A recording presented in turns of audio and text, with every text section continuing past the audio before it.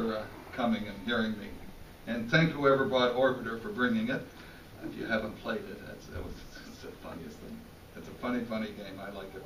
How many of you have heard me dribble on before? Yeah. Quite a few, so that tells me a little bit about what I want to do. So I'm going to do a little bit of updating, and being at my age, 67, I get to, old people who've been in a business, they get to chat about and just sort of dribble on and talk about what they want to do. So I'll tell you, just for background, instead of this, let's put up that first picture on that. I just happen to like this, so we're going to put it up here. It doesn't mean a thing. Maybe we are. There we go. Okay. That's just an old picture, folks. Because I go back a long way in this business, and that goes back a while. Let me take a few minutes to update you of what we're doing at Stern Pinball. And then I'm going to talk a little bit about how I got here. And I don't mean Florida, I mean how I got in the pinball business. You know that we do 3 new titles a year, and we have our titles picked for next year. You all also probably know, you told us before we told you that our next game will be Avengers, based on the movie.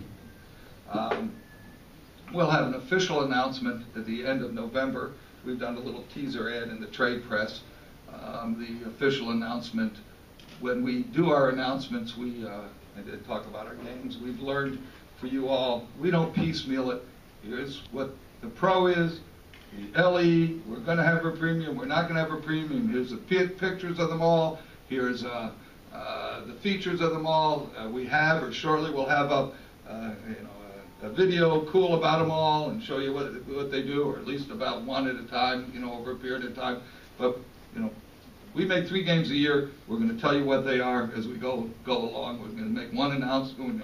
Some teaser stuff, it's marketing, but one announcement, we're going to tell you what the games are, what we're doing, in complete, with the pictures, features, prices to the dealers so they can give you prices, and just a full disclosure, not piecemeal. Another thing you've probably heard that we're doing is we're making the Pin an entry-level game. This is a non-coin-op game for less enthusiastic players. It's a lower price game.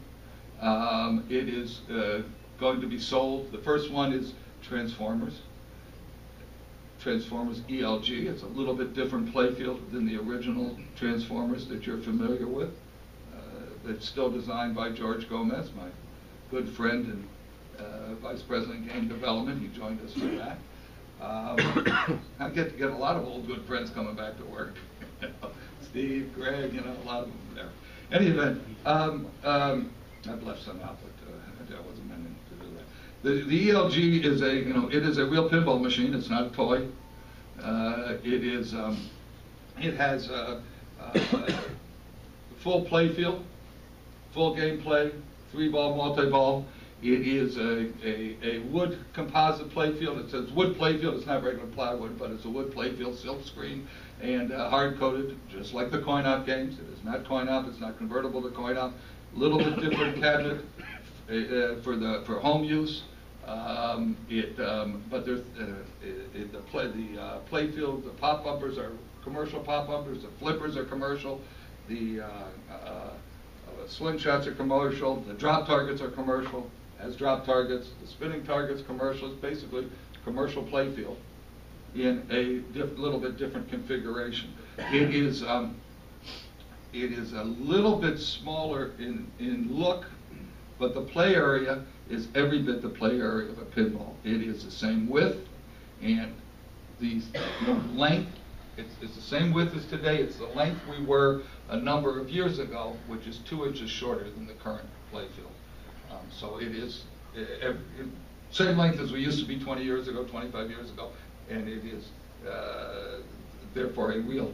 This is not a toy. It's a real pinball machine. It's a little smaller because it fits in a UPS-able box. It's like a short pinball box. It's like buying a smaller refrigerator instead of a big refrigerator. Box, it's under 150 pounds, which means that it's UPS-able. The game itself is half the weight of a pinball of the pinball machine you're familiar with. and it's very easy to assemble for a general homeowner. It has instructions. I should have brought them, but I didn't. They're in the trunk of my car. Just like a, just like any other consumer product, a little Allen wrench with it to put the bolts in. Just like if you bought something, some little piece of furniture to put together, or stereo, or what have you. There are things that we will learn from this, and that some of the assembly techniques, our changes we've already made, some RAM techniques. You see how George does his RAMs with the build-ups. The finish on the cabinet, it's a wood cabinet. It's a little different finish on it, but it is decals, and we've gone to decals complete for ease of replacement. It's all LEDs, and so it'll be easy for the homeowner to deal with. It is a new electronic system. It's what's called a bus system. When you go, what we're trying to do here, and we will make changes as we go along. What we're trying to do is we're going to bring the technology into the 21st century. If you look at the electronics that we're using in pinball machines, and that everybody has used, it's very similar to, it's a technology that Bally and Williams and the old Stern used and what have you, matrix lights and all that, matrix lights and coils and what have you. It's 1970s. If you follow behind a car today, it's all LEDs, but what you don't see is that cable like this isn't there. They don't have a boat anchor transformer in that car. They have 6 wires, just like you plug your computer into, talking to node boards, to semi-smart boards. So that's what we're doing. So we'll have a CPU soundboard in this game, about this big, and a couple of node boards that then go out to the light boards and what have you in the game. So the CPU sound in the back box, node boards on the playfield, nothing mounted in the bottom, just like today. No transformer, switching power supply. That is coming into the 21st century of the electronics. Then we'll play with other features, things to make them more reliable. But this particular system is scalable. I'm telling you more than I need to right now, but I'm going to because I'm really excited. This thing is really great. It's scalable, scalable up. We have built transformers with it, and it uses 4 node boards. Next, we will build some AC/DC premiums, because that's a pretty full game. And they'll have, I think, 5 node boards, scalable up. Same CPU, sound, everything. How do you plan to offer that to the general public? The game or the system? The game. The ELG will be sold in Canada by Cineplex Starburst. It will be sold in America by, to start with, by Amazon.com online. They buy games, put them in inventory. They're going to them we're packing them today. They're at the factory boxing them. And we want to put some in some dealers and see how the billiard dealers or other places, it's not really aimed at you guys. You guys want, a more, coin-op game, a more full-featured game, so forth. It's, but I wanted you to know what we're doing. I want people to know what we're doing, because we are going to bring the product into the 21st century, and we're going to expose it to more people. We talk about the technology. You'll see that in our newer games right now, we've had to take some of the tips and make them surface mount. And some people say surface mount. Guys, ladies and gentlemen, this is ladies and gentlemen. Through-hole components are gone. We can't get them. We're getting glass buys. They're not RoHS compliant, so forth. I mean, you look at your TV, which you're not supposed to go in, just like nobody's supposed to go inside. You cannot in our ELG game. It's for a technician to open up. It does, the playfield doesn't lift up. It's not, again, it's not for you guys. But I want you to know what we're doing. But it's surface mount technology. In your, do you know how many? I've shown this a bunch of people. Do you know how many through-hole chips there are in this phone? There aren't any, of course. I mean, the world's the world. We can try and hold ourselves back. Come on, we're going to be old-fashioned. We're going to have through-hole components and all that. It's going to happen. What we need to do is have playfield play and more reliability. Get rid of rollover switches, talk about a various versions of displays for a pinball that can be done in a time frame too. We make 3 new models a year. We will continue to make 3 new models a year. So anyway, some of the different stuff with this pinball machine applies to the future. The electronics does, but a new electronic system is bedding the ranch. When we went from the White Star system to the SAM system, there's more seats around this side. If you run on, please don't go away, just walk around. I don't want to lose you. No, you go around or through. That way, okay. So when we went from White Star to SAM system, Sopranos was on the White Star, but we made some, Sopranos with the SAM system.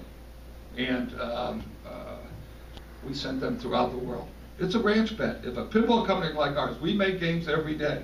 We can't say, oh, system wasn't right, let's play with it. A couple hundred people go home. They don't get to work. We have to make games every day. So we are testing, we're testing it. First we tested it. One of the places we put it was the Emporium, which is one of these barcades. I need to talk about these. I love these barcades. Barcades is, I'm driving in Denver. My daughter lives in Denver. I'm going there today. And I was visiting her because my second home's Vail. And so we're driving through. She says, there's games in there. It's a 1-up. Okay, turn around. Turn the car around. There's games in there. There was 42 1980s upright videos, 14 pins, and 3 skee balls. The skee balls get replaced. It's 20-somethings in there, Chicos. The skee balls may last for about 8 months. Everything gets played. It's all casual players. It's what we need as we introduce games to new players. And now there's a 2-up in Chicago, the Emporium, and now headquarters in Chicago. Eugene Jarvis, the head of Raw Thrills, he and I went to headquarters Friday night a week ago. Raw Thrills is the leading video game company, for those of you who don't follow video. So we go to headquarters, and it's 20-somethings. The Emporium might be some 30-year-olds. I had to flash a business card to get in. There was a line outside at 10:30 to get in the place. It's the new thing, a barcade in Brooklyn and in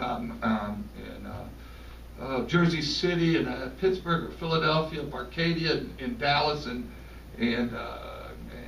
Fort Worth, and I think they're opening one in New Orleans. I hope, because that's where I went to school. Anyway, I digress. It's really a trend, and it gets young people playing games. And the games are simple. Again, back to the simple design. I mean, you look at what we have when you get to see it on the pin, and the rules are on the playfield. There's words that tell you what to do, and what the scores are, and an alvo bonus, that type of thing. I mean, casual players can understand this. We need to have casual players play pinball. We need pinball. We need to broaden the player base if there's going to be a business after I retire, and if you're going to have a collectible. All game design tries to do the same thing, broaden the player base, and all game design suffers from the same problem. And that problem is that, and some of you have heard me say this before, we become too complex. The player gets better, so the designer makes it harder. Better, harder, this player stays home. The new player can't play it. You guys play for 45 minutes on 50 cents and don't need to play again. I play for 45 seconds on 50 cents. The game can make $1 an hour because I'm not playing a game like that. That's not fun. Same thing's true in your basement. Some of your wives won't play with you because they just get to watch you and you're not that cool to watch. And your friends are sitting there eating all your Cheetos because they don't get to play. Anyway, we need games in the street. And so these barcades are great. And you guys should take your tournaments out of the basement. I don't know, you guys have basements in Florida? No. Okay. They're called pools? Okay. Come around the other side, right around there with plenty of seats over there, some seats. You go to a bar and say, it's a social game. I'm just, one-on-one play, it's a social game. And you say to that bar owner, if you get your operator to, put games in here, we'll put seats in the stools. That's the phrase in the bar business, seats in the stools. Or when I was in the bar business, I started in the bar business. My father started as an operator. We'll talk about that. In any event, You know, if the games aren't out there in the public, they're not going to be cool. And a couple of you have heard me do my McMansion thing, and that is that you drive by one of these McMansions with the 4 garage doors, okay? And the first garage door opens up, and it's got Dad's Mercedes. And the second garage door opens up, and it's got Mom's Lexus SUV. The third garage door opens up, and the son's Wrangler, Jeep Wrangler's in there. And the fourth garage door opens up, and it's Dad's horse and buggy, because he collects horses and buggies, right? No, it's got an old Ferrari or a bathtub Porsche, a 356 or something like that, because cars are current, cars are cool, horses and buggies are only for Central Park in New York. They're not cool to own. Cars are cool. It's today. It's topical. It's something, you know, that we all are. It's part of our life. When pinball isn't on the street, it's not going to be cool to collect anymore. Besides of which, we won't be able to build any enough because we have to have games on the street.